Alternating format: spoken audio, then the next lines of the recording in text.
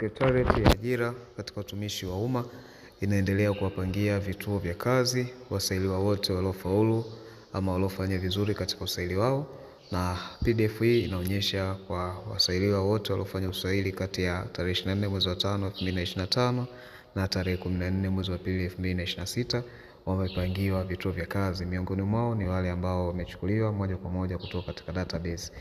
Kama tunavyoona PDF yetu ina peji 48. Kwa hiyo utaangalia kwa makini majina yako na wapi umepangiwa kwa umakini, lakini pia unaweza kutembelea akaunti yako ya Ajira Portal kuweza kudownload placement letter kama itakuwa tayari umepangiwa vituo vya kazi. Unaweza ukaangalia taratibu, lakini pia nimekuwekea linki ambayo itakuwezesha wewe kupata PDF zote zilizotangazwa siku ya leo tarehe 6 Mei.